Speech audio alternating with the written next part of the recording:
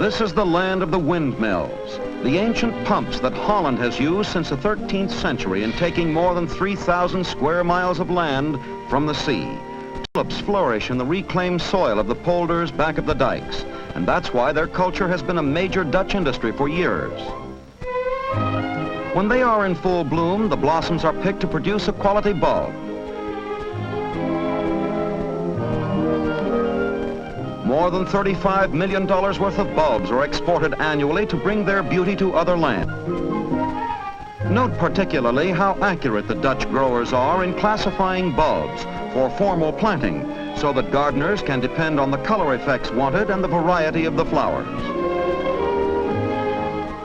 The island of Marken forbids automobiles and discourages bicycles. Once it was the home of fishermen.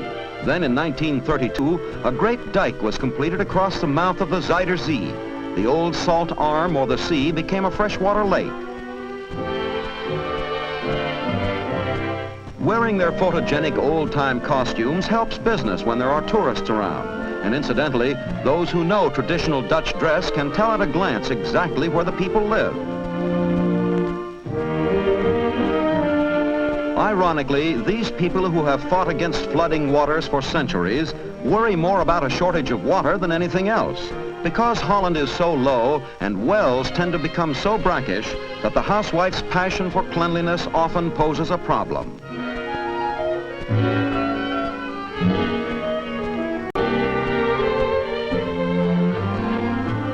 Here, a typical housewife goes about her chores, proclaiming by means of her dress and her cap that she is married, is a resident of this particular town, and information is perfectly plain to those who know.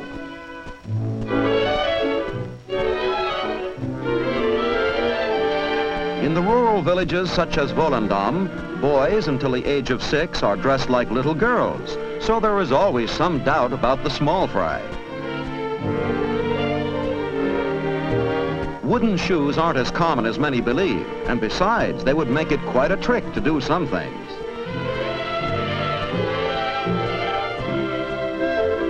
Their elders contemplate the scene and probably wonder about tomorrow's fishing. For here are the trawlers preparing for the sea, from which thousands earn a livelihood.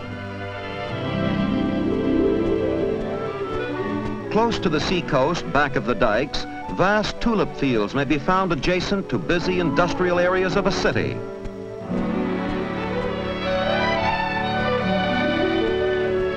Only a native can pronounce the name of this town properly. It is Scheveningen, and during the war the Dutch underground used it as a password because Nazi agents couldn't pronounce it.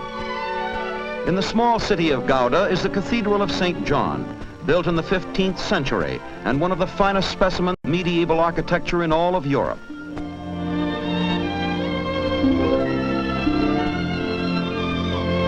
It is famed for its beautifully paneled interior and for its 64 stained glass windows by forgotten craftsmen.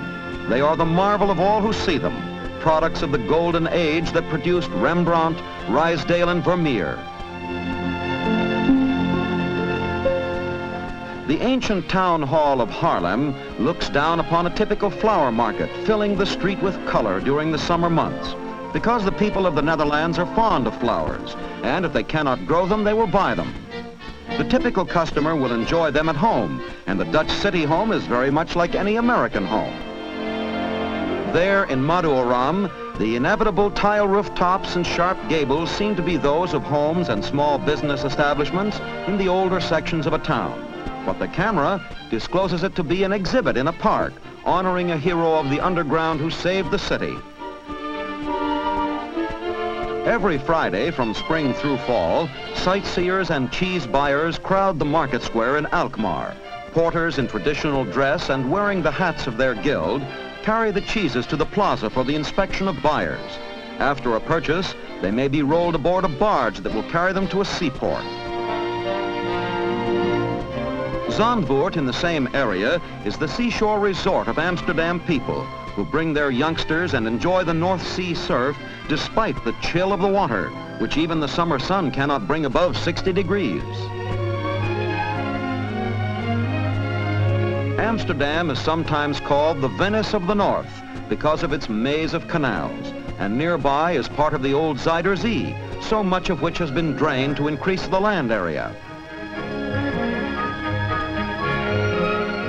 The great Dutch navigators and seamen of the 17th century left the heritage of a love for boats, and so it isn't surprising that yachting is a popular sport among the people of a maritime nation such as the Netherlands. With winter's freezing weather, a sort of national paralysis of work sets in. Schools close and many adults take a day off. Holland gets out on the ice-covered waters, where the wind-driven yacht on steel runners can skim the ice with thrilling speed.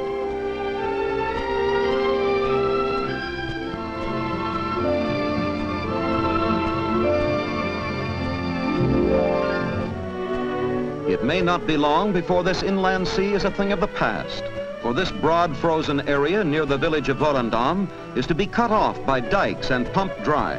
Meanwhile, the Dutch people get a full measure of fun out of winter sports, and there'll always be skating.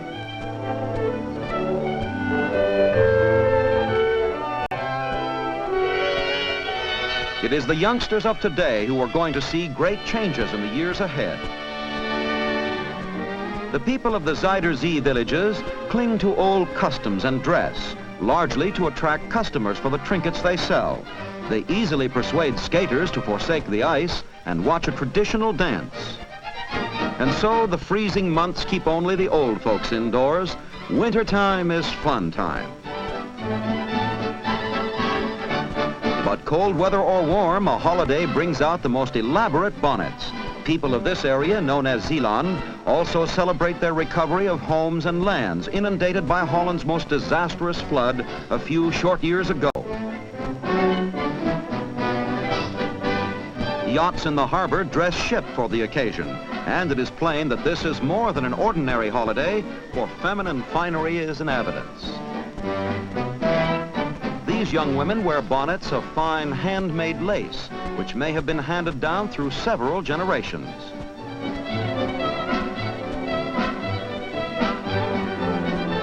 The flower-decorated floats in the parade would remind a Californian of New Year's Day in Pasadena, except that here, the rose is replaced by the tulip and the dahlia, a combination of colors no less vivid, but without the heavy scent of the rose.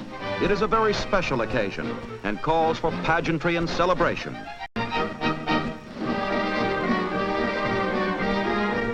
And by the way, the lace caps of these fair maids reveal that they are from Volendam.